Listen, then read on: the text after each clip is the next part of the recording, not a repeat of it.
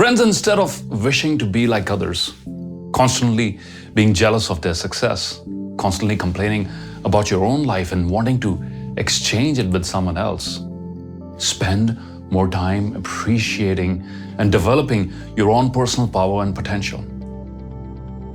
Instead of being impressed by the stories that have come before you, in the words of the Sufi master Jalaluddin Rumi, unfold your own myth. Discover your own greatness. Discover literally means to dis the cover, to remove the cover, which implies that greatness is already within you. And all you need to do is remove the cover. And yet, we spend our entire life searching for greatness outside of us, thinking other people have something that I don't. And that's why I need to look for it outside. Look within. Look within. In the words of the Sufi master, Rumi, the universe is not outside of you. Look inside yourself. Everything you want, you already are. And be careful of what you wish for it might come true.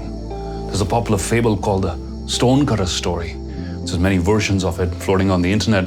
I believe it's a Japanese folk tale, which goes something like this. Once upon a time, there was a stonecutter who was really dissatisfied with himself and his position in life. One day, he passed a wealthy merchant's home. Through the open gateway, he saw many fine possessions, things he'd never seen before in his life. The whole place full of important visitors. How powerful that merchant must be, thought the stonecutter to himself. Deep within, he became really envious and wished that he could be the merchant.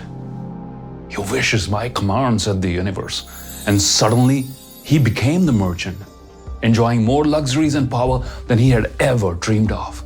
But now, envied and detested by those less wealthy than himself.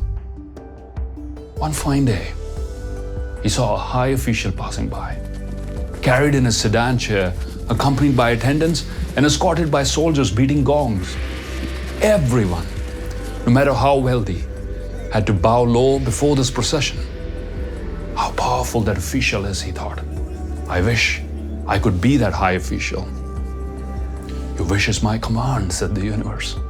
And then he became the high official.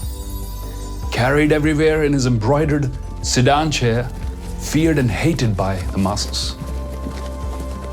On a hot sunny day, our high official, who was originally the stonecutter, felt really uncomfortable in the sticky sedan chair.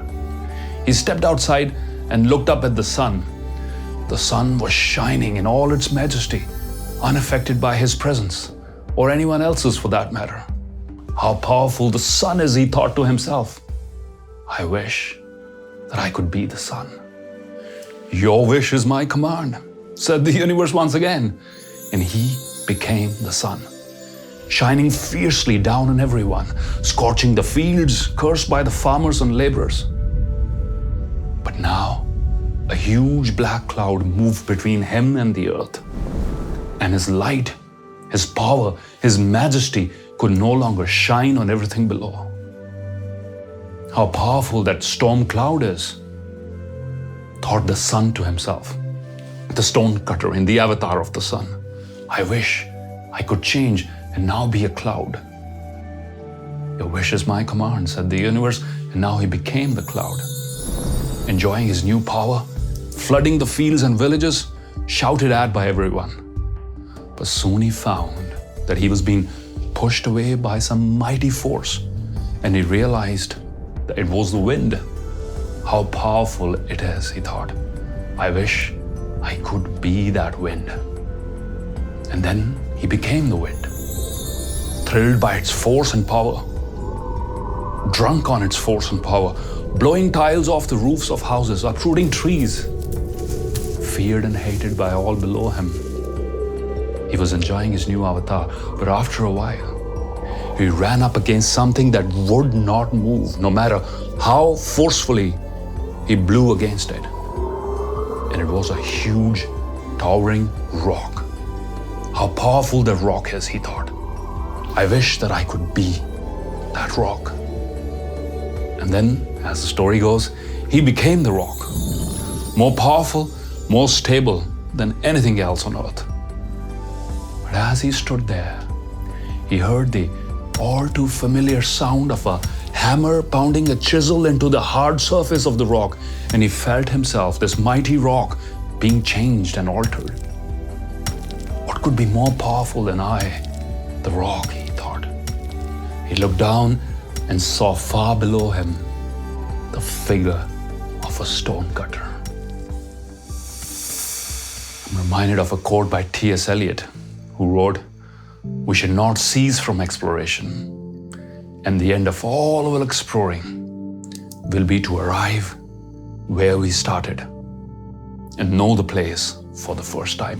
We should not cease from exploration, and at the end of all our exploring will be to arrive where we started and know the place for the first time.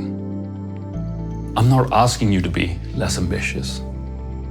I'm not asking you to stay where you are in life and never dream big.